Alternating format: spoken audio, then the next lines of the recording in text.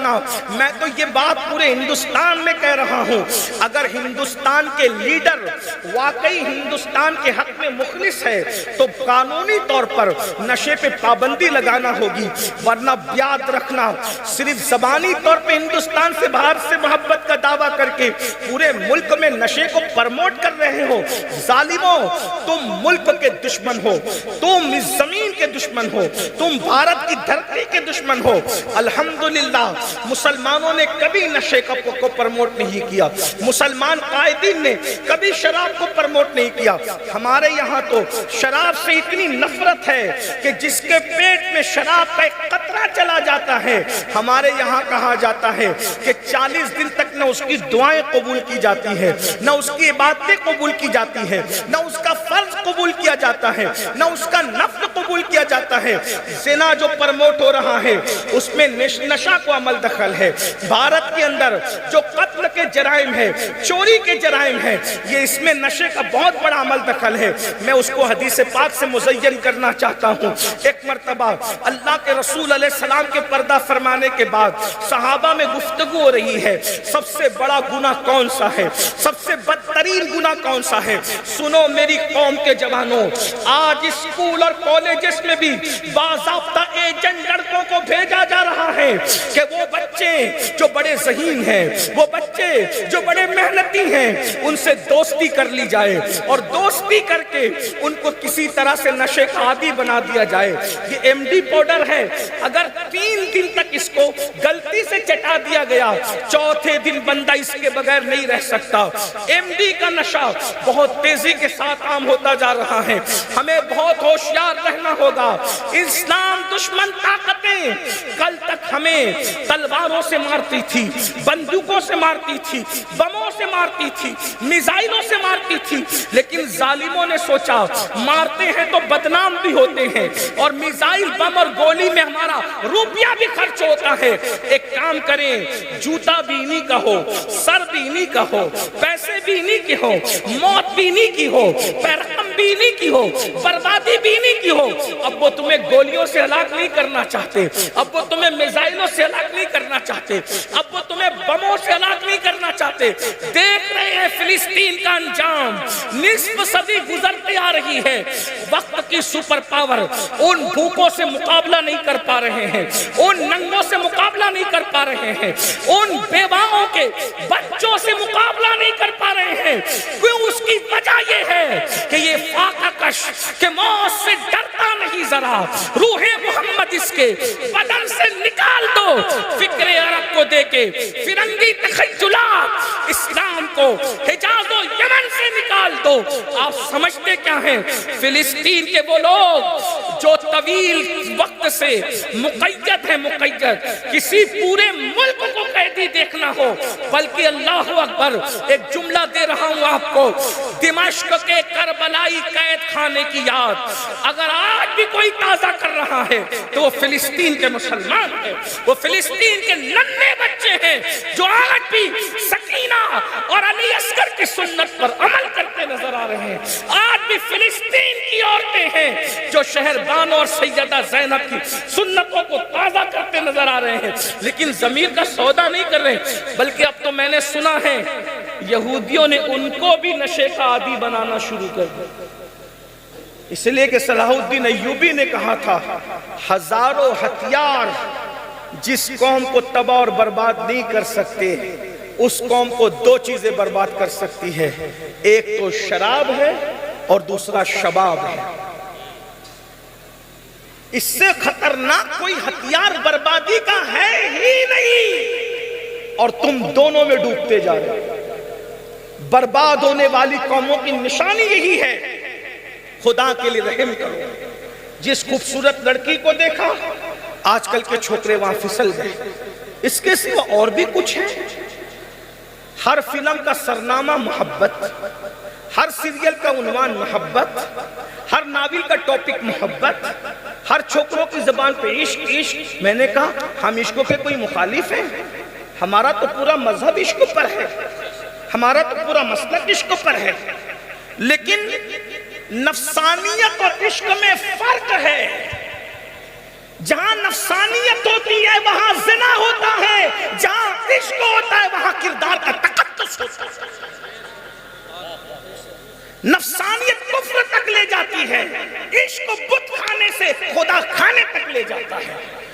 کو سمجھا کیا ہے؟ عشق کسی حبشی کو مل جائے تو اس کے تلوے کے نیچے کعبے کی چھت نظر آتی ہے. عشق اگر کسی قرنی کو مل جائے تو بغیر زیارت رسول کے اس مقام پر پہنچایا جاتا ہے کہ صحابہ کرام ان سے دعا کی درخواستیں کرتے نظر آتے ان کی عظمت اور بزرگی کو بتانے کے لیے. اندازہ فرمائے عشق کیا ہے.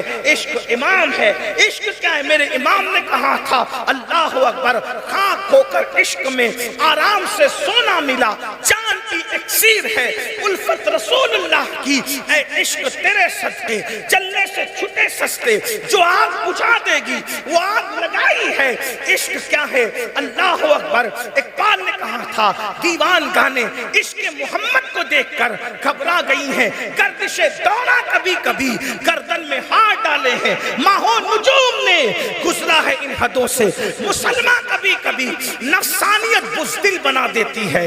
عشق انسان کو پاورفل بنا دیتا ہے، نفسانیت انسان کو گندگی میں ملا دیتی ہے. عشق انسان کو گندگی سے اٹھا کے کھڑا کرتا ہے، نفسانیت بدنام کرتی ہے، عشق نیک نام کرتا ہے. اللہ اکبر. تم جسے عشق کا نام دے کر جا رہے ہو اس کے قریب، یہ نفسانیت ہے. ہم عشق کی طرف اس لیے بلا رہے ہیں وہ نفسانیت جسے تم عشق سمجھتے ہو، چھپا لو تو گھٹ گھٹ کے مرو، بتا دو تو ذلیل ہو جاؤ. لیکن جو سچا عشق ہے اگر چھپا لو تو چھپانے والے کو صدیق بنا دیا جاتا ہے، اور بتا دے تو بتانے والے کو بلال بنا دیا جاتا ہے. اندازہ تو فرمائے، ذرا غور تو کریں، سیدنا بلال کون کہہ رہا ہے؟ کسی حبشی کو فاروق اعظم کہتے ہیں یا سیدنا بلال. بلال تو میرا بھی سردار ہے. کیوں؟ اس لیے کہ لوگ تیری شکل دیکھتے ہیں، میں تیرا عشق والا دل دیکھتا ہوں. عشق کتنی بلندی پہ.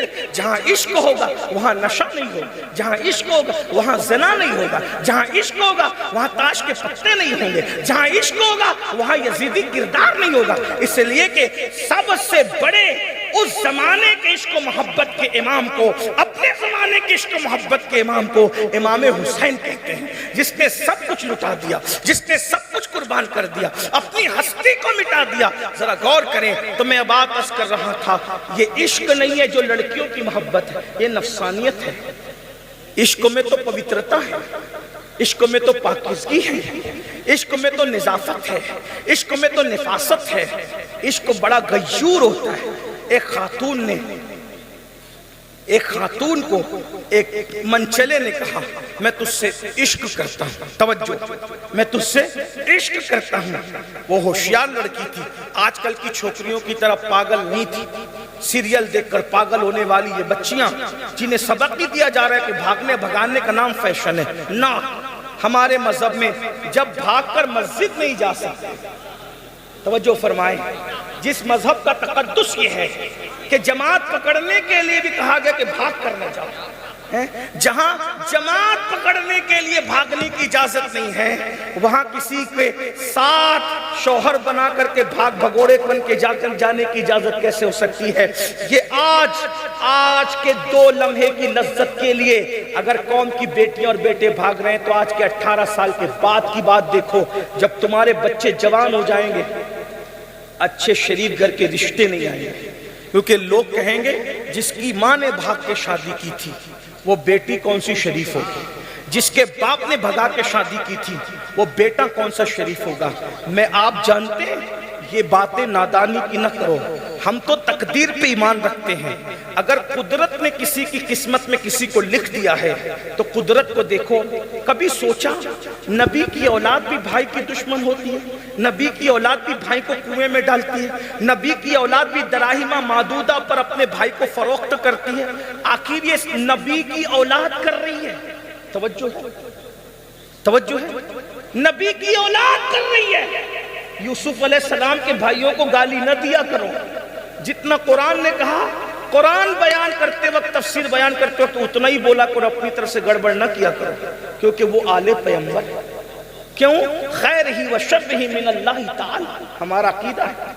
بھائیوں کو کیوں دشمن بنایا؟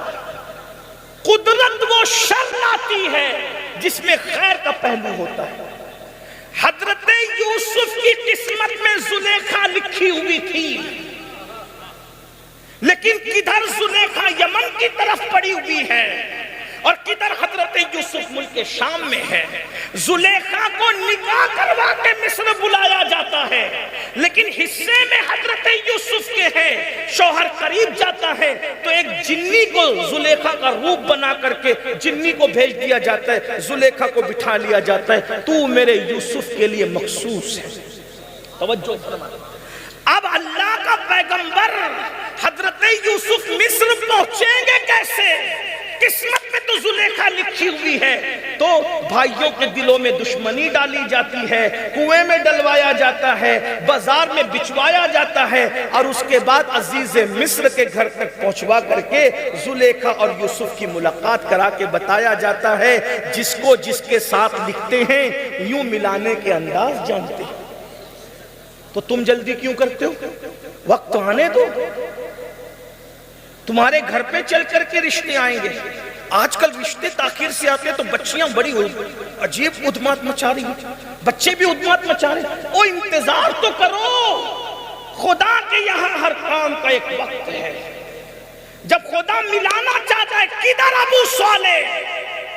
کبھی ام الخیر نے نام نہ سنا تھا. کدھر ابو صالح؟ حضرت عبداللہ سومئی سالار نے کبھی نام نہیں سنا تھا.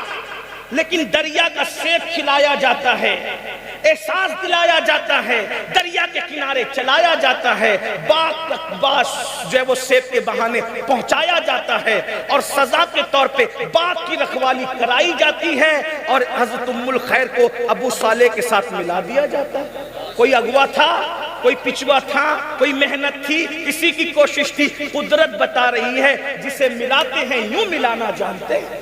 کبھی سیب ذریعہ بنتا ہے، کبھی سلیمان اور بلقیس کے لیے ہدہد ذریعہ بنتا ہے، کبھی بھائیوں کی جفا ذریعہ بنتی ہے. تھوڑا اطمینان تو رکھو، قدرت پر یقین تو رکھو. ہر چیز چل کر آئے گی. وقت سے پہلے کسی کو نہیں ملتا اور تقدیر سے زیادہ بھی نہیں ملتا. تھوڑا صبر تو کر لو. صبر کرنا سیکھو.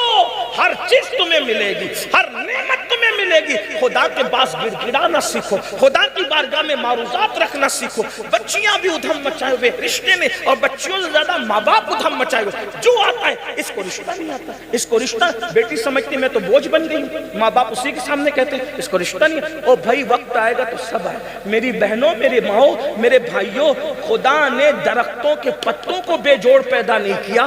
اس نے تمہاری بیٹی کو بے جوڑ کیسے پیدا کیا ہوگا؟ خدا نے انسان کے سر کے بالوں کو بے جوڑ پیدا نہیں کیا. اس نے تمہاری اولاد کو بے جوڑ کیسے پیدا کیا ہوگا؟ لیکن اس کے یہاں ہر کام کا ایک وقت ہے.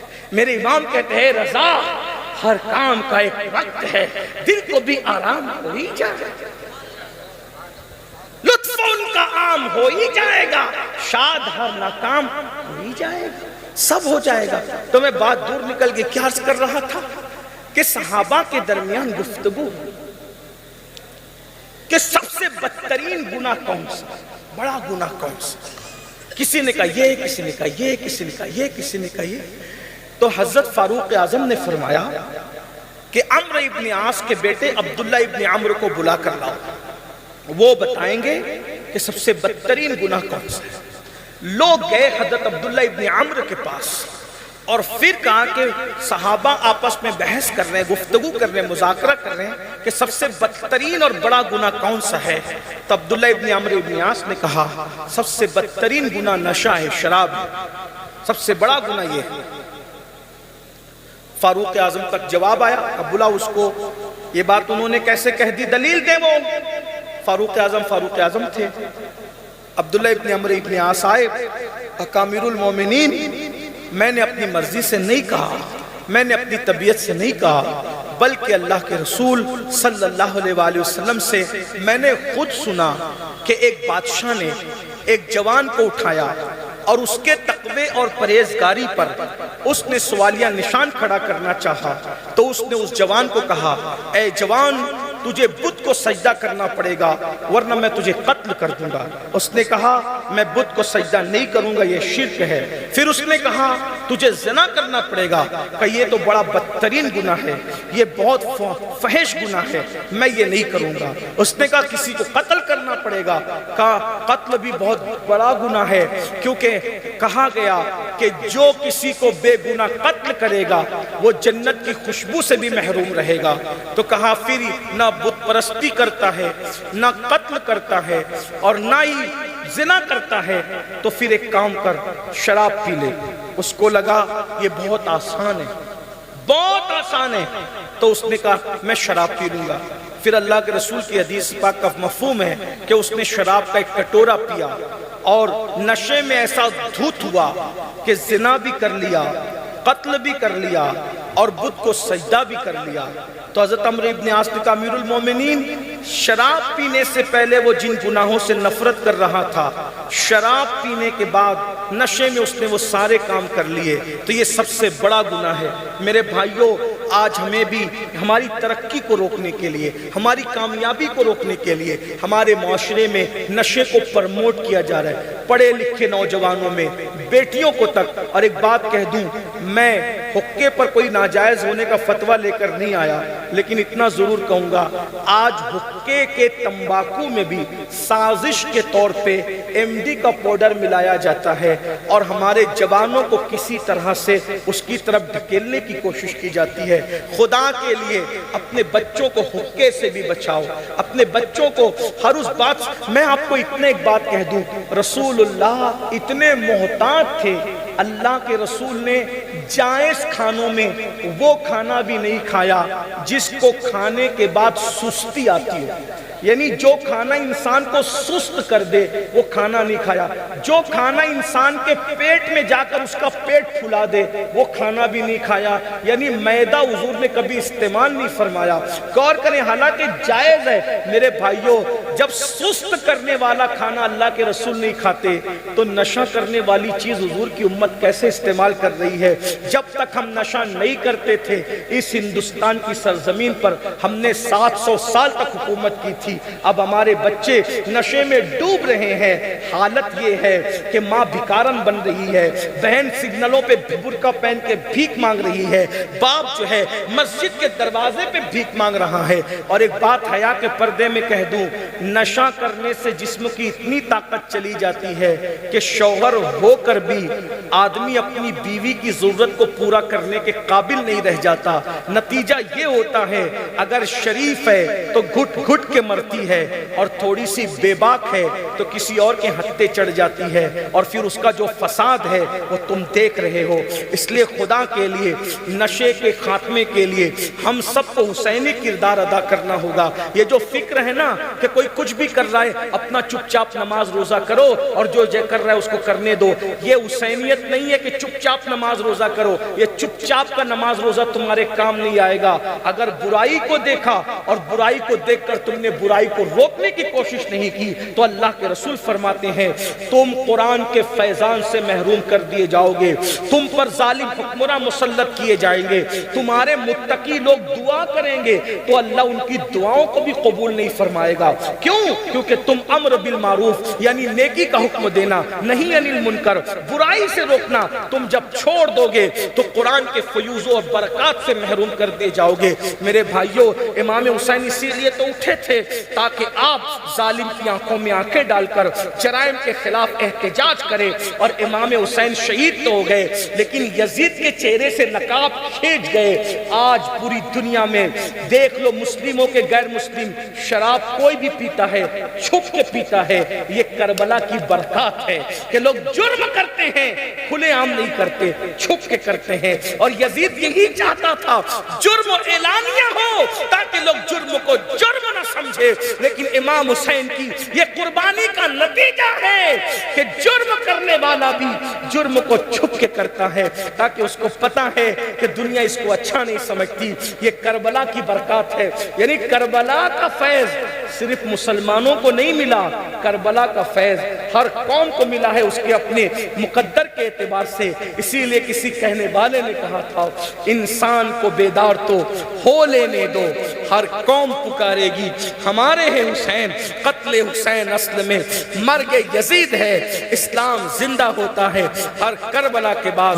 مدد غنچہائے قدس پارہائے صحف غنچہائے قدس اہل بیت نبوت پہ لاکھوں سلام، آب تطہیر سے جس میں پودے جمے اس ریاض نجابت پہ لاکھوں سلام، خون خیر الرسل سے ہیں جن کا خمیر ان کی بیلوز طینت پہ لاکھوں سلام، سیدہ ظاہرہ طیبہ طاہرہ جان احمد کی راحت پہ لاکھوں سلام، جس کا آنچل نہ دیکھا مو مہر نے اس ردائے نزاہت پہ لاکھوں سلام، شیر شمشیر زن شاہ خیبر شکن پرتو دست قدرت پہ لاکھوں سلام، حسن مجتبی سید الاسخیاء راکب دوش عزت پہ لاکھوں سلام، وہ شہید بلا شاہ گلگو قبا بے کسے دشت غربت پہ لاکھوں سلام، ان کے مولا کے ان پہ کروڑوں درود، ان کے اصحاب و اطرت پہ لاکھوں سلام۔ آج کی یہ محفل شہید اعظم امام عرش مقام امام حسین علی جدہ و علیہ السلام ان کی یاد میں منعقد کی گئی ہے۔ اللہ تبارک و تعالی اس محفل کو اپنی بارگاہ میں شرف قبولیت عطا فرمائے۔ یقیناً میرے بعد آپ کو مجھ سے بہت بڑے بڑے علماء خطبہ اور دانشوروں کے خطابات کو سننا ہے، چونکہ مجھے سفر پہ روانہ ہونا ہے، اس لیے میں جلدی حاضر ہو گیا اور وقت میں اتنی گنجائش نہیں ہے کہ بہت دیر تک کوئی گفتگو کی جائے۔ بہت مختصر میں اپنی حاضری لگا کر کے آپ سے اجازت چاہوں گا، اس لیے کہ اگر لمبی تقریر کروں تو شاید آگے کا میرا سفر ملتوی ہونے کا خوف لگتا ہے۔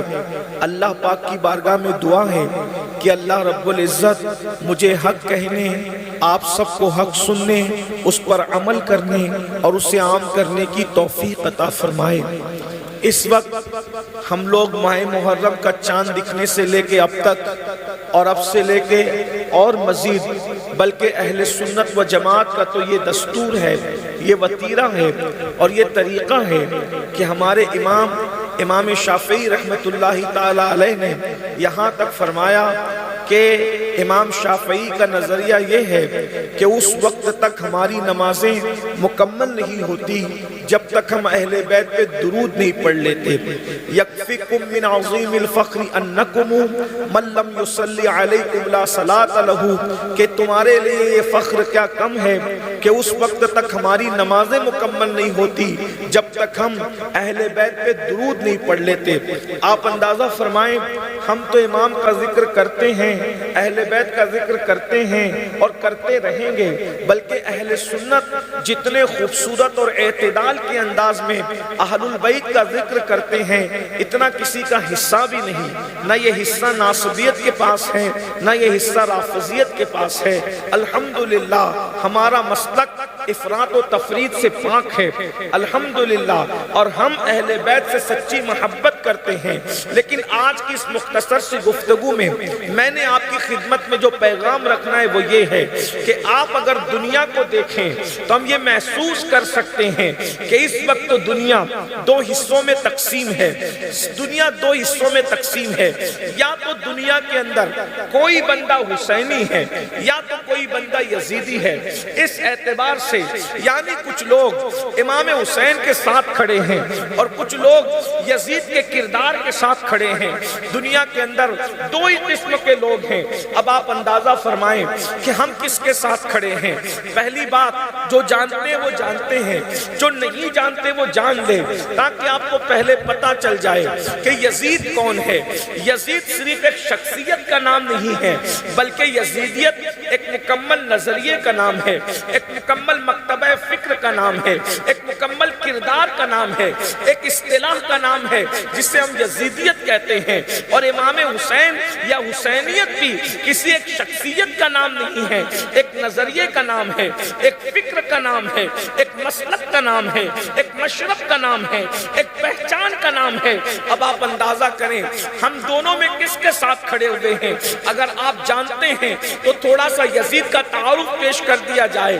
یزید وہ ہیں، صد الافاضل علامہ سید نعیم الدین مراد آبادی رحمت اللہ علیہ اپنی کتاب میں لکھتے ہیں کہ یہ خاندان کو بدنام کرنے والا شخص انتہائی موٹا بھدا اور بدکردار تھا. جتنی برائیاں کسی ایک انسان میں جمع ہو سکتی ہے وہ سب کے سب یزید کے اندر جمع تھی. حتیٰ کہ اللہ اکبر ہمارے بعض بزرگوں نے تو یہاں تک کہ لکھا کہ اس بدبخت نے رسول اللہ کی نبوت کا مذاق اڑایا, حضور کی رسالت کا مذاق اڑایا. اس کی طرف بعض اشعار منسوب ہے جس میں اس نے کہا تھا کہ معاذ اللہ بنو ہاشم پر کوئی نبوت و رسالت نہیں, انہوں نے تو یہ ڈھونگ رچا تھا. اللہ اکبر شہداء کے سر دیکھ کر اس نے کہا تھا کہ آج میں نے بدر میں قتل ہونے والے اپنے باپ داداؤں کا بدلہ لے لیا ہے. اس طریقے کی باتیں اس نے کہی ہے. اور پھر یہ شخص تھا جو بدکاری, زناکاری اور بدفعلی, شراب اور ساری گندگیوں کے اندر مبتلا تھا. اور میں سمجھتا ہوں میں نے کسی شریف انسان کو آج تک نہیں دیکھا جس نے یزید کی تعریف کی ہو, چاہے وہ ہندو مذہب کا آدمی ہو, چاہے وہ سکھ مذہب کا آدمی ہو, چاہے وہ عیسائی مذہب کا آدمی ہو, چاہے وہ کوئی مسلمان کلمہ پڑھنے والا ہو. شرافت جس کو چھو کر بھی گزرتی ہے, کبھی میں نے اس کو یزید کی تعریف کرتے نہیں دیکھا, یزید کی حمایت کرتے نہیں دیکھا, یزید کا نام ادب سے لیتے نہیں دیکھا. جب بھی یزید کا نام آیا کسی مذہب کا آدمی ہو, اگر اس کے پاس ہلکی سی بھی شرافت کی خوبو باقی ہے تو یزید کا نام آتے ہی اس کے چہرے پر ناگواری کے آثار ظاہر ہوتے ہیں. یہ ایک شخصیت ہو گئی یزید کی. مختصر میں نے عرض کر دیا, ورنہ آپ تاریخ کی اوراق کھنگالیں گے تو یزید کے سارے کردار کی کہانیاں اس کے اندر بھری پڑی ہوئی ہیں. اور دوسری طرف ایک ہستی ہے جسے نواس رسول کہتے ہیں, صفت پیمبر کہتے ہیں, ریحان رسول کہتے ہیں, جوانان جنت کا سردار کہتے ہیں. اللہ اکبر, جس کے کردار پر زمانہ قسم اٹھا سکتا ہے, جس کے تقوی پر قسم کھائی جا سکتی ہے, جس کی طہارت کو قرآن آیت تطہیر میں بیان کرتا ہے, جس کے خاندان کی محبت کو آیت مودت میں بیان کر دیا گیا ہے, جس کا وجود خون رسول سے ترتیب پایا ہے, جو رسول اللہ کا پھول کہلایا ہے, جس کے ظاہری حسن کا عالم یہ ہے کہ علامہ عبد الرحمن جامی کہتے ہیں کہ امام علی مقام جب رات کے اندھیرے میں گلیوں میں چلا کرتے تھے تو آپ کے چہرے کی روشنی سے گلیاں منور ہو جایا کرتی تھی. اندازہ فرمائے جس کے ظاہری حسن کا عالم یہ ہے, جس کی امی سیدہ کائنات ہو, جس کی ماں خاتون جنت ہو, جس کی ماں خاتون قیامت ہو, جس کی ماں بدائے مصطفیٰ ہو, جس کی امی کی شان کا عالم یہ ہے کہ جب حسنین کی امی رسول اللہ سے ملنے کے لیے آتی ہے تو کائنات کے رسول, عالمین کے سردار, رحمت للعالمین مصطفیٰ جان رحمت سر و قد ان کے استقبال کے لیے اٹھ کر کے کھڑے ہو جاتے ہیں اور اپنی جگہ پر سیدہ کائنات کو بٹھاتے ہیں اور فرماتے ہیں فدا کے امی وابی یا فاطمہ, فاطمہ تجھ پر میرے ماں باپ قربان ہو جائے. جس کی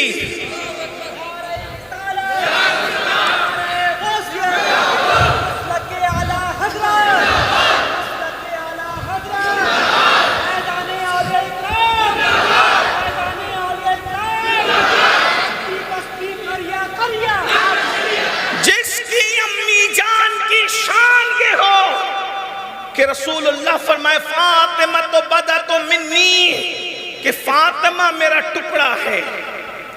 اللہ کے رسول علیہ السلام فاطمہ میرا ٹکڑا ہے. اور اگر اس کو مفہوم کے طور پہ رس کریں تو یہ کہ فاطمہ میرے جگر کا ٹکڑا ہے. میں امام حسین کا تعارف کرانے لگا ہوں, اگر محسوس کر سکتے تو محسوس کر لیں. رسول اللہ کے جگر کے ٹکڑے کو آپ کیا نام دے سکتے ہیں؟ اس لیے کہ ہمارے علماء نے چاہے وہ امام قسطلانی ہو، امام زرقانی ہو، امام اہل سنت ہو، یہاں تک لکھا، حتیٰ کہ میں تو کہتا ہوں اللہ اکبر، شیخ زکریا سہارنپوری جیسا شخص بھی لکھتا ہے کہ رسول اللہ کے جسم اطہر سے جو مٹی اس وقت قبر انور کی مس ہو رہی ہے وہ کعبے سے بھی افضل ہے، عرش سے بھی افضل ہے۔ آپ مجھے بتائیں، جو کھنپور والوں تھوڑی توجہ فرمائیں کہ جو رسول اللہ کے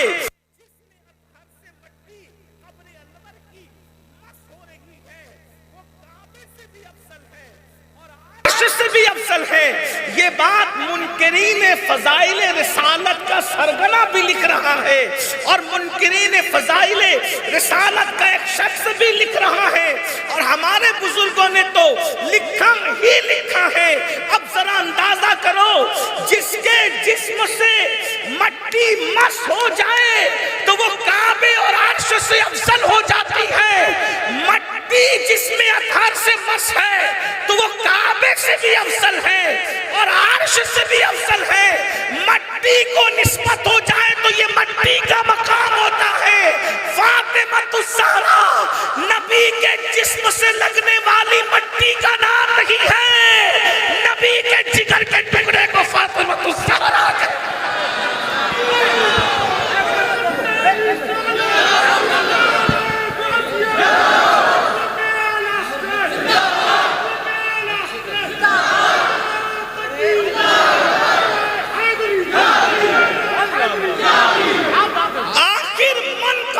کی انتہا ہے، جو مٹی جس میں اثر سے مس ہو جائے وہ کعبے سے افضل ہو جاتی ہے۔ سیدہ مٹی کا نام تو نہیں، جگر کے ٹکڑے کا نام ہے۔ نبی کے جگر کے ٹکڑے کو فاطمہ الزہرا کہتے ہیں۔ اب بتائیں، کوئی لکھے تو کیا لکھے، کوئی کہے تو کیا لکھے، کوئی کہے تو کیا کہے۔ میرے امام نے تو بس اتنا کہا، سیدہ ظاہرہ طیبہ طاہرہ جان احمد کی راحت پہ لاکھوں سلام، جان احمد کی راحت پہ لاکھوں سلام۔ امام حسین کو پہچاننے کے لیے کوئی ان کے خاندان کو تو پہچانے۔ جان احمد کی راحت پہ لاکھوں سلام۔ بڑے بڑے اہل علم، استاذ العلماء، بڑے بڑے خطبہ محققین منبر پر موجود ہیں، سادات موجود ہیں۔ میں تو ایک چھوٹا سا طالب علم، لیکن اتنا ضرور کہوں گا، یہ امام احمد رضا کا عشق ہے، جنہوں نے سیدہ کی یوں منقبت بیان کی، جان احمد کی راحت پہ لاکھوں سلام۔ کیا سمجھے جو کھنپور والوں، مطلب یہ ہے کہ سب بے چین ہوتے ہیں تو نبی سے چین پاتے ہیں۔ میں بہت لمبی نہیں کر رہا ہوں، ایک جملے میں عرض کر رہا ہوں، یہ شعر مصرے کا مفہوم، جب سب بے چین ہوتے ہیں، توجہ، جب سب بے چین ہوتے ہیں تو نبی سے چین پاتے ہیں۔ امام کہتے ہیں ان کے نثار کوئی کیسے ہی رنج میں ہو، جب یاد آ گئے ہیں سب غم بھلا دیے ہیں۔ جب سب بے چین ہوتے ہیں تو نبی سے چین پاتے ہیں، اور جب نبی بے چین ہوتے ہیں تو حسنین کی امی سیدہ فاطمہ سے چین پاتے ہیں۔ جان احمد کی راحت پہ لاکھوں، جان احمد کی راحت پہ لاکھوں سلام۔ اور پھر ادب دیکھو، یہ سنیوں کا ادب ہے کہ امام نے جب سیدہ کی منقبت لکھی تو نام نہیں لیا، نام نہیں لیا۔ یعنی جو نبی کی شہزادی کا ادب کی وجہ سے نام لینے کی بھی ہمت نہ کرے، اسے امام احمد رضا کہتے ہیں۔ اور تم اہل بیت کے ٹھیکیدار بن کے یہ کہتے ہو کہ نبی کی بیٹی بار بار مانگنے گئی، بار بار اور تم کیا کہہ رہے ہو؟ ہمارے یہاں تو نام لینے کی ہمارا امام ہمت نہیں کرتا، اور تم اسے بار بار مانگنے والی کہتے ہو۔ ظالموں، یہی فرق ہے رافضیوں کی محبت اہل بیت میں اور سنیوں کی محبت اہل بیت میں۔ تو در در پھرا رہا ہے اور سنیوں کا امام کہتا ہے جس کا آنچل نہ دیکھا نعرہ تکبیر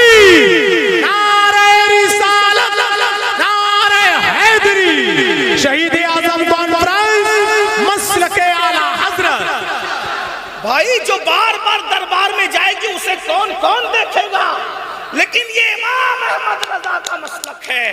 کہتے ہیں میرے نبی کی شہزادی تو شہزادی ہے، ان کا دوپٹہ تو دوپٹہ ہے. دوپٹے کو کوئی مرد کیا دیکھ سکتا ہے؟ جس کے دوپٹے کو کبھی چاند و سورج نے نہیں دیکھا اسے حسین پاک کی امی سیدہ فاطمہ کہا جاتا ہے. دیکھ رہے لوگ کہتے ہیں وہ بھی تو اہل بیت بیان کرتے ہیں، تم بھی کرتے ہو. میں نے کہا فرق دیکھ لو، وہ گلی گلی گھما رہا ہے اور ہم کہہ رہے ہیں، ہمارا امام کہہ رہے ہیں کہ جس کا آنچل نہ دیکھا، آنچل کہتے ہیں دوپٹے کو، جس کا آنچل نہ دیکھا مئو مہر نے، مہر کہتے ہیں سورج کو اور مہ کہتے ہیں چاند کو، کیا نبی کی بیٹی ہوگی، کیا شہزادی ہوگی جس کے دوپٹے کو چاند و سورج نے نہیں دیکھا؟ اور یہ کون کہہ رہا ہے پتہ ہے؟ شاعر نہیں کہہ رہا ہے، 108 علوم و فنون کا ماہر مجدد کہہ رہا ہے، جس کے مخالفین بھی اس بات کو ماننے پہ مجبور ہیں کہ امام احمد رضا نے کسی بات میں غلو نہیں کیا، انہوں نے کسی بات کو بغیر دلیل کے نہیں کہا. میں کہتا ہوں ذرا غور کرے، جو بار بار دربار جائے، مطالبے کا منکر نہیں ہوں، لیکن یہ جو بار بار سینہ پیٹ پیٹ کر کہتے ہو کہ دربار گئی، بات بتا تو صحیح، تو ادب کر رہا ہے کہ بے ادبی کر رہا ہے؟ یہی تو ہے جس کے سینے میں صدیق و عمر نہ ہو پھر وہ اہل بیت کا بھی حق ادا نہیں کر سکتا. یہ معاملہ تو ان کے سینوں کا ہے جس میں علی مرتضیٰ کے یار بستے ہیں، جس میں شیخین بستے ہیں، جس میں اصحاب بستے ہیں. اور سنیو تم کو بھی کہتا ہوں کسی پر پھسلنے کی ضرورت نہیں ہے. جتنے احتیاط کے ساتھ ہمارے یہاں ذکر اہل بیت ہے اتنا احتیاط تو کسی کے یہاں ہے بھی نہیں. میرا عنوان وہ نہیں ہے، میں تو امام حسین کا ذکر کرنے لگا ہوں، لیکن بات آگے تو اور وقت میں بھی اتنی گنجائش نہیں ہے. لیکن میں کئی جگہ یہ بات میں نے رکھی، آج میں جوکھن پور میں بھی یہ بات رکھوں کہ ڈاکٹر اقبال نے جب سیدہ کی شان بیان کی، ذرا غور کرنا، توجہ ہے آپ کی، تھوڑا اس طرف توجہ کر لیں بھائی، ادھر باتیں نہ کرو مولانا صاحب، باتیں نہ، ادھر دیکھو، چھوڑ دو اس کو، ٹائم ہی تھوڑا سا ہے، میرے بعد آپ کو بہت سننا ہے. توجہ ہے آپ سب کی. اقبال نے جب سیدہ کی شان بیان کی تو 6 مصرے میں 6 شانیں بیان کی، 6 مصروں میں 6 شانیں، یعنی 3 شعر میں 6 شان بیان کی، 3 شعروں میں 6 شانیں. اور یہ بریلی کا قلندر ہے جس نے ایک مصرے میں سیدہ کی شان بیان کر دی، 5 شانیں بیان ایک مصرے میں.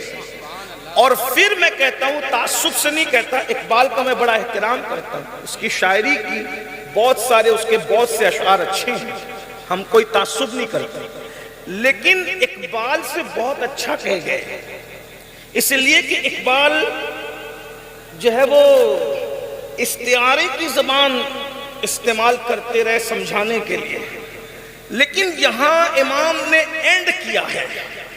اور اردو زبان کو چیلنج ہے یہ مصرع کہ کسی نے اردو زبان میں ایک لفظ کو اتنے معنی میں بیان کیا ہو تو مجھے لا کے بتاؤ. دیکھیں سیدہ کے شان، نام نہیں لیا اور شان سیدہ بیان کیا. غور کریں، کہتے ہیں نور. اب بتائیں کہ کسی شخصیت کو نور سے بڑھ کے آپ کہہ کیا سکتے ہیں؟ اب بتائیں، یہ امام احمد رضا کا الفاظ کا انتخاب. کہتے ہیں نور، بنت نور،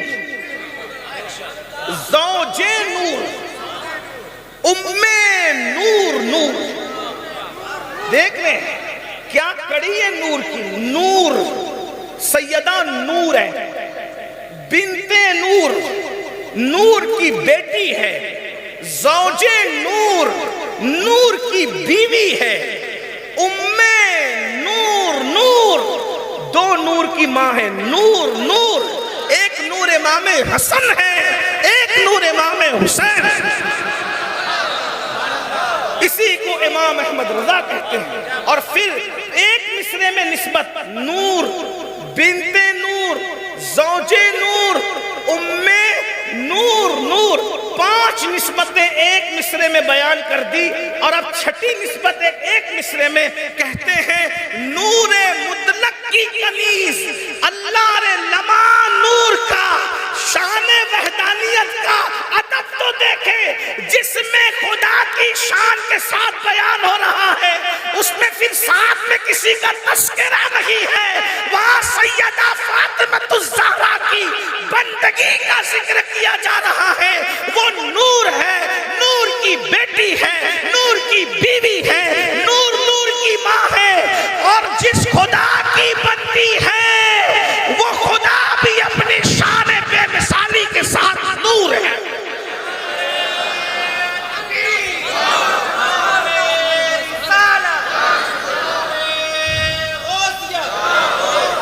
صاحبو، کبھی یہ شعر اس طرح کا کوئی شعر دیکھا ہے؟ میں تو ایک جملہ کہوں گا یہاں، تعصب سے نہیں، حقیقت میں چیک کرنا، اگر میری غلطی ہو تو مجھے یاد دلانا۔ 600 سال 700 سال کی رافضیت کی، یا 900 سال پکڑنے، 900 سال کی رافضیت کی ساری کتابیں جو سیدہ فاطمہ کی شان میں لکھی گئی ہوں وہ ایک پلڑے میں رکھیں، اور میرے امام کے یہ 2 مصرے ایک پلڑے میں رکھیں۔ میرے امام کے 2 مصرے ان کی ساری تعریفوں پر بھاری پڑتے نظر آئیں گے۔ ذرا غور کریں، اس شعر کو ذرا پڑھیے تو اپنے اللہ کرے سب کو یاد ہو جائے۔ بہنوں سے گزارش ہے اطمینان سے بیٹھیں، میں پڑھتا ہوں اس کو اپنے لہجے میں، میں آپ لوگوں کے لہجے کی طرح اچھی آواز نہیں رکھتا، لیکن ذکر سیدہ آیا ہے تو میرا دل چاہتا ہے کہ میں امام کی یہ 2 مصرے پڑھوں، آپ سب ساتھ میں شامل ہو جائیں، پھر میں بات کو آگے بڑھاتا ہوں۔ امام کہتے ہیں نور بنت نور زوجے نور ام نور نور۔ اگر سنی مل کے پڑھ سکتا ہے تو پڑھ لیں، اہل منبر بھی پڑھ سکتے ہیں تو وہ پڑھ سکتے ہیں۔ آواز یہ نعت خان بھائیوں کی طرح میری نہیں ہے، لیکن وہاں تو دل دیکھا جاتا ہے۔ ذرا سب شامل ہو جائے، اللہ کرے سنیوں کے بچے کو یاد ہو جائے۔ لوگ کہتے ہیں سنی اہل بیت کا ذکر کرتے نہیں، میں نے کہا جو سنی کرتے ہیں تم انہیں سنتے نہیں،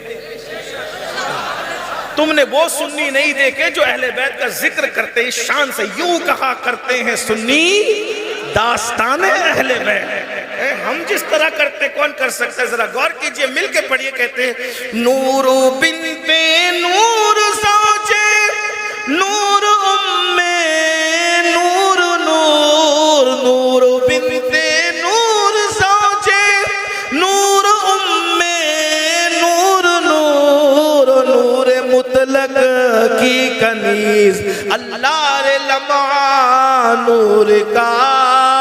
نتیجہ نکالتے ہیں ایک سینے تک مشابہ، ایک وہاں سے پاؤں تک، ایک سینے تک مشابہ، ایک وہاں سے پاؤں تک، حسن سبتین ان کے جاموں میں ہے نیما نور کا، تو تیری نسل پاک میں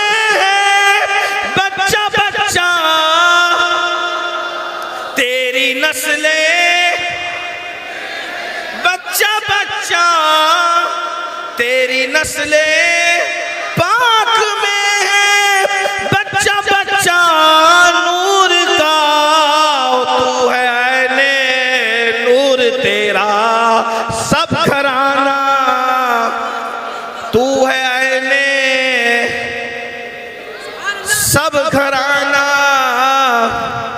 اندازہ فرمائیں یہ سیدہ کی شان ہے۔ کون ہے یہ؟ حسنین کی امی ہے۔ یزید پلید کا کردار دیکھو اور امام علی مقام کا کردار دیکھو۔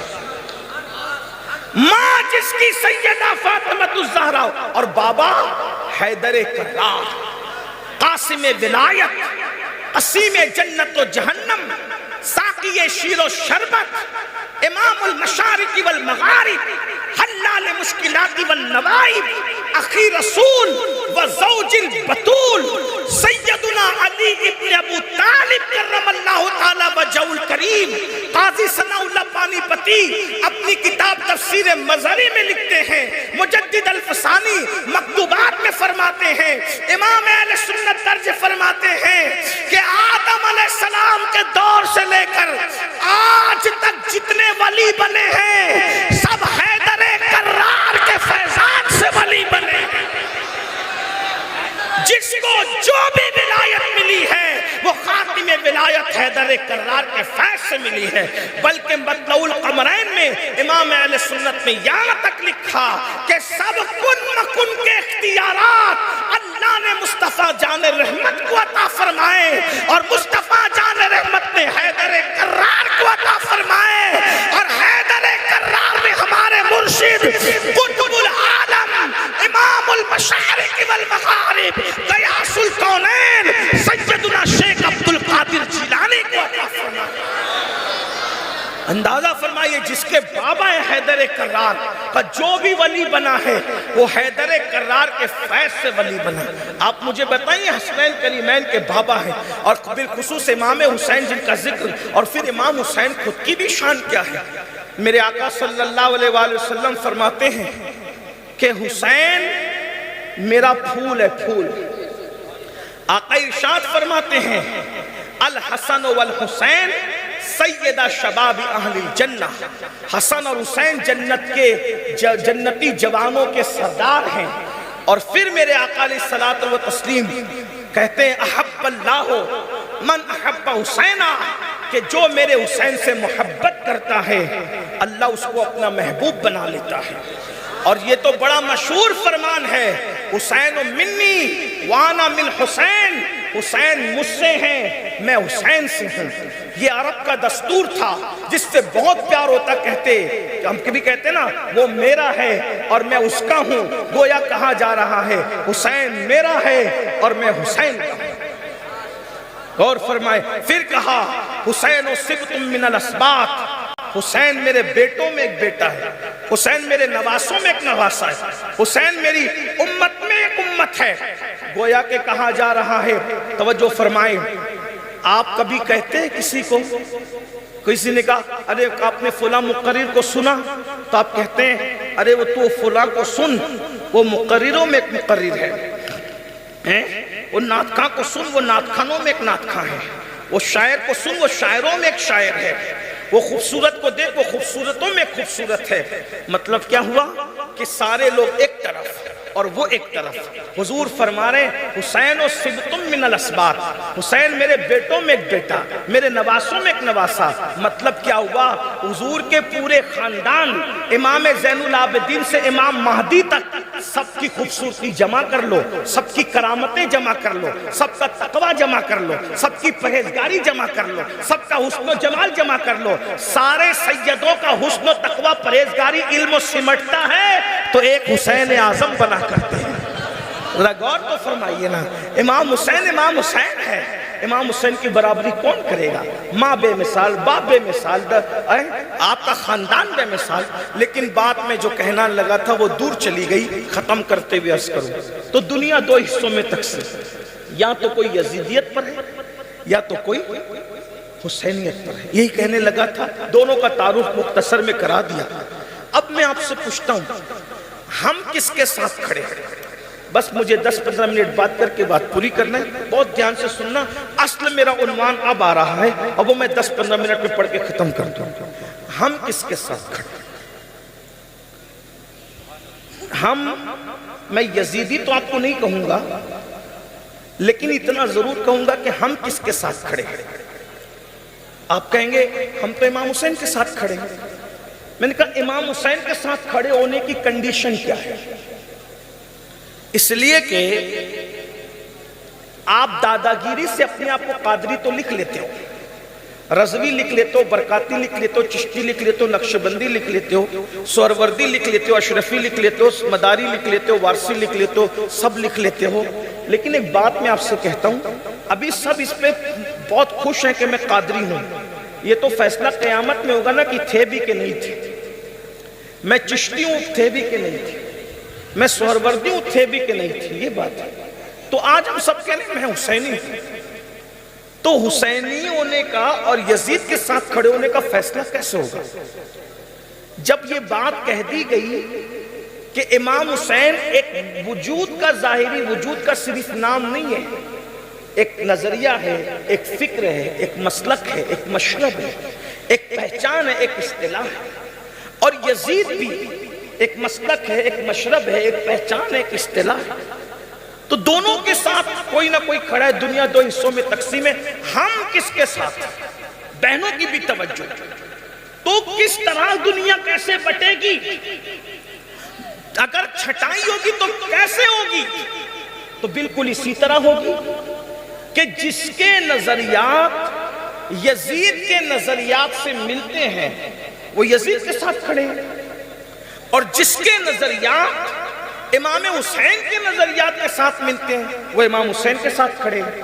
اور آج جو جس کے ساتھ کھڑا ہے کل قیامت کے دن بھی وہ اسی کے ساتھ اٹھے گا۔ تو اب یزید کا نظریہ یہ تھا، توجہ فرمائیں خاص طور پہ نوجوان، یزید کا نظریہ یہ تھا کہ کلمہ بھی پڑھو، مسلمان بھی بنو، اور نشہ بھی کرو۔ یہ یزید کا نظریہ تھا۔ یزید ایسا نشے کا عادی تھا کہ ابن کثیر لکھتے ہیں البدایہ والنہایہ میں کہ اس نے سفر حج میں بھی شراب کو ترک نہیں کیا۔ وہ شراب کا اتنا عادی تھا کہ اس نے سفر حج میں بھی شراب پیا۔ تو اب میں آپ سے پوچھنا چاہتا ہوں، امام حسین شراب کے مخالف کو کہتے ہیں، یزید شراب کے پرموٹ کرنے والے کو کہتے ہیں، تو اب اگر آپ کی زندگی میں نشہ ہے، میں آپ کو یزیدی تو نہیں کہوں گا، یزید بھی نہیں کہوں گا، لیکن فکری اعتبار سے میں یہ ضرور کہوں گا کہ اگر آپ کی زندگی میں نشہ ہے تو گویا نظریاتی اعتبار سے آپ یزید کے ساتھ کھڑے ہوئے ہیں، اور جو آج یزید کے ساتھ کھڑا ہوا ہے پھر اس کو یاد رکھنا چاہیے کہ وہ قیامت کے دن کبھی امام حسین کے ساتھ کھڑا نہیں رہ سکے گا۔ اللہ اکبر! یہی تو آپ کو بتانے کی بات ہے، جس منہ سے جس زبان سے امام حسین کا شربت پیتے ہو اسی منہ سے نشے کی گولیاں کیسے اتار لیتے ہو، اسی منہ سے ایم ٹی پاؤڈر کیسے اتار لیتے ہو، اسی منہ سے شراب کے گھونٹ کیسے اتار لیتے ہو۔ مجھے بتاؤ امام حسین والا کبھی نشے کے قریب جا سکتا ہے؟ جو امام حسین کے ساتھ کھڑا ہے کبھی وہ نشے کو پرموٹ کر سکتا ہے؟ اللہ اکبر! اندازہ فرمائے آج اللہ ہمارے جوان مسکراتے ہیں، ہنستے ہیں، یہ مولانا لوگ کیسی بات کرتے ہیں۔ یاد رکھنا یزید پرموٹ تو یہی کرنا چاہتا تھا۔ امام علی مقام نے صحابی کا بیٹا ہونے کے باوجود یزید کو اپنایا نہیں، یہ نہیں دیکھا کہ اس کے والد صحابی ہیں۔ آپ سے پوچھنا چاہتا ہوں، صحابی رسول کا بیٹا اگر نشے کو پرموٹ کرے، صحابی رسول کا بیٹا اگر زنا کو پرموٹ کرے، صحابی رسول کا بیٹا اگر بندروں کا ناچ دیکھے، صحابی رسول کا بیٹا اللہ اکبر اگر اسلام کا مذاق اڑائے، تو امام علی مقام کی فکر یہ ہے کہ میں اپنا بیٹا تو قربان کر سکتا ہوں لیکن یزید کے ہاتھ میں ہاتھ نہیں دے سکتا، میں اپنا 6 مہینے کا ننھا شہزادہ تو لٹا سکتا ہوں مگر یزید سے اتحاد نہیں کر سکتا۔ آپ سے پوچھنا چاہتا ہوں، ایک زانی کے ہاتھ میں ہاتھ نہیں دے سکتا، ایک شرابی کے ہاتھ میں ہاتھ نہیں دے سکتا، ایک بندر نچانے والے کے ہاتھ میں ہاتھ نہیں دے سکتا۔ اب آپ سے پوچھتا ہوں، اگر صحابی کا بیٹا بگڑ جائے تو امام علی مقام اس کے ہاتھ میں ہاتھ نہیں دیتے، اگر ہم بگڑ جائیں تو کیا بات ہے کہ امام ہمارا ہاتھ قیامت کے دن اپنے ہاتھ میں لے لیں گے؟ مجھے بتاؤ تو صحیح، کیا امام ہمارا ہاتھ پکڑ کر ہمیں جنت میں لے کر چلے جائیں گے؟ مجھے بتائیے تو صحیح۔ اللہ اکبر! پورا معاشرہ بگڑ چکا ہے، معاشرے میں آگ لگ چکی ہے، مسلم معاشرے کو باضابطہ طور پر ٹارگٹ کر لیا گیا ہے۔ کیا اس معاشرے کے اندر نشے کو پرموٹ کیا جائے، ان کے بچے پڑھنے نہ پائے، ان کے بچے آگے بڑھنے نہ پائے، ان کے بچے تجارت کرنے نہ پائے۔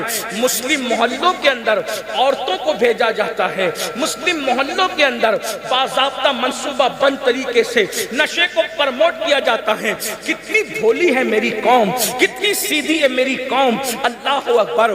بھول پن میں لٹنے والوں، امام حسین کی فکر اگر زندہ ہے، امام نے تو نشیڑی کے خلاف کھڑے ہو کر کے بتایا کہ نشیڑیوں سے اتحاد نہیں ہوگا، ان کے ہاتھ میں ہاتھ نہیں دیا جائے گا، ان کی صحبت میں بیٹھا نہیں جائے گا، ان کی فکر سے اتحاد نہیں کیا جائے گا۔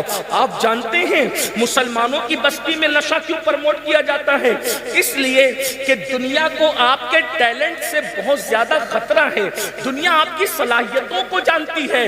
جس دن یہ پڑھیں گے اس دن کوئی ان کا مقابلہ نہ کر سکے گا، جس دن یہ تجارت کریں گے کوئی ان کا مقابلہ نہ کر سکے گا، جس دن یہ میدان سیاست میں کھڑے ہوں گے کوئی ان کا مقابلہ نہ کر سکے گا۔ میری قوم کے جوانوں، ہمیں بہت ترقی پر جانا ہے، ہمیں بہت کامیابی کی طرف جانا ہے۔ یہ بار بار کربلا کیوں دہرایا جاتا ہے؟ شوق نہیں ہے بلکہ مشن امام حسین دہرانا مقصد ہے، تاکہ قوم کے جوان بدکاری کی طرف نہ جائے۔ جس کے دل میں امام حسین بسیں گے وہ نشے کی طرف کیسے جا سکتا ہے، وہ زنا کی طرف کیسے جا سکتا ہے؟ اور یاد رکھیں نشہ ام الخبائث ہے، شراب ام الخبائث ہے، یہی جنم دیتا ہے زنا کو، یہی جنم دیتا ہے چوریوں کو، یہی جنم دیتا ہے اللہ اکبر بدکاریوں کو۔ کسی انگریز مفکر نے کہا تھا تم شراب کھانے بند کر دو، میں 80% دوا کھانے بند کروا دوں گا، میں 80% جیلیں بند کروا دوں گا، میں 80% جرائم کھانے بند کروا دوں گا۔ اس کی وجہ یہ ہے میرے بھائیوں، نشہ کرنے والا اپنی بیٹی میں اور اپنی بیوی میں فرق نہیں کر پاتا، نشہ کرنے والا اپنی ماں میں اور اپنی بیوی میں فرق نہیں کر پاتا، نشہ کرنے والا اللہ اکبر پتھر میں اور کعبے میں فرق نہیں کر سکتا، ایمان اور کفر میں فرق نہیں کر سکتا۔ اللہ اکبر۔ اس قوم کے وہ جوان جنہوں نے کبھی اندلس کے ساحل پہ کشتیاں جلائی تھی، آج ان جوانوں کو نشے کی لعنت میں ڈبا کر کے اپنے مستقبل سے بے پرواہ کر دیا گیا، اپنے ماضی سے بیگانہ کر دیا گیا، اپنے حال پر سے ان کی نظر ختم کر دی گئی۔ نشہ کرنے والا خود کی بیٹی کی پرواہ نہیں کرتا، وہ امت کی بیٹیوں کی پرواہ کیا کرے گا؟ نشہ کرنے والا اپنے ماں باپ کا ادب نہیں جان سکتا حالت نشہ میں، وہ دوسروں کے ماں باپ کا ادب کیا کرے گا؟ خدا کے لیے اگر قیامت کے دن امام حسین کے ساتھ اٹھنا ہے تو آج کردار کے اعتبار سے امام حسین کے ساتھ کھڑے ہو جاؤ۔ وہاں نماز پسند تھی، نماز پڑھو، پردہ پسند تھا، پردے کا ماحول قائم کرو۔ وہاں جو وہ نشے سے نفرت تھی، نشے سے نفرت کرو۔ وہاں زنا سے نفرت تھی، زنا سے نفرت کرو۔ جتنا امام حسین کے نظریات میں پختہ ہوتے جاؤ گے اتنا ہی امام کے ساتھ کھڑے ہوتے جاؤ گے۔ اللہ سے دعا ہے اللہ ہماری نسلوں کو حسینیت پر قائم رکھے، ورنہ اگر آپ یہ سوچو گے کہ کڑے پہن کر، ناڑے پہن کر، نعرے لگا کے میں حسینی ہو جاؤں گا تو حسینیت اتنی سستی نہیں ہے کہ بازار سے خریدی جا سکے اور بیچی جا سکے۔ ناڑے اور کڑے تو کوئی بھی خرید سکتا ہے، حسین کو کوئی نہ خرید سکا، حسینیت کو بھی نہیں خریدا جا سکتا۔ میرے غریب نواز نے تو قربانی غریب نواز پہ چیپٹر ہی پورا کر دیا۔ شاہ است حسین، بادشاہ است حسین، دین است حسین، دی پناہ است حسین، سرداد نداد دست در دست یزید، حقا کی بنائے لا الہ است حسین۔ حسین شاہ ہیں، حسین بادشاہ ہیں، حسین دین کو پناہ دینے والے ہیں۔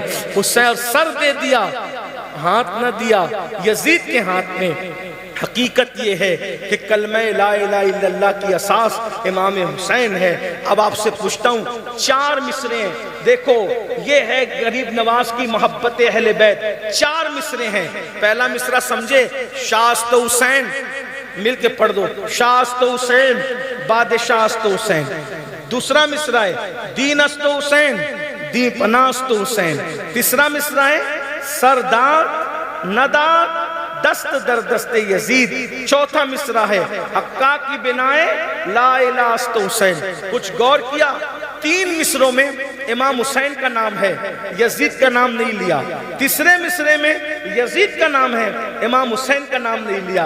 गोया गरीब नवाज बता रहे हैं जिस मिसरे में मैं यजीद को और हुसैन पाक को मिला नहीं सकता, तू कैसा है मेरे मानने वाले कि एक दिल में हुसैन और यजीद दोनों कैसे है? जब एक मिसरे में जमा नहीं हो सकते तो एक दिल में हुसैन और यजीद कैसे जमा हो सकते हैं? अब आपसे पूछता हूं, या तुम यजीद के साथ खड़े हो या तो तुम इमाम हुसैन के साथ खड़े हो। फैसला तुमने करना है अपनी आखिरत का ख्याल करके। अल्लाह मुझे आप सबको तौफीक बख्शे, हमारे गुनाहों से दरगुजर फरमाए, हमें माफ फरमाए। अभी आपको जाना नहीं, जाएंगे तो नहीं।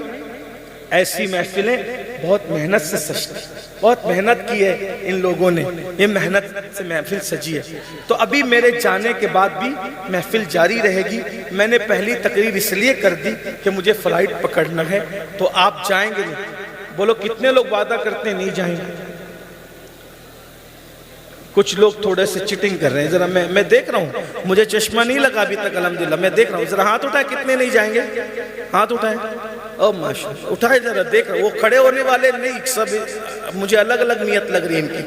बोलो भाई आप लोग भी नहीं जाएंगे ना इंशाल्लाह? हाथ उठाएं भाई, हाथ उठा के बताएं, नहीं जाएंगे ना इंशाल्लाह? इधर वाले भी। महफिल जारी रहेगी, मुझे जाने दीजिए, मुझे फ्लाइट पकड़ना है, इसलिए मैं माफ़ी चाहता हूँ। मैं आखिरी तक महफिल में रहने का आदी हूँ, लेकिन मजबूरी है, इसलिए मैं जाना चाहता हूँ। अस्सलाम वालेकुम व रहमतुल्लाह। आगे का प्रोग्राम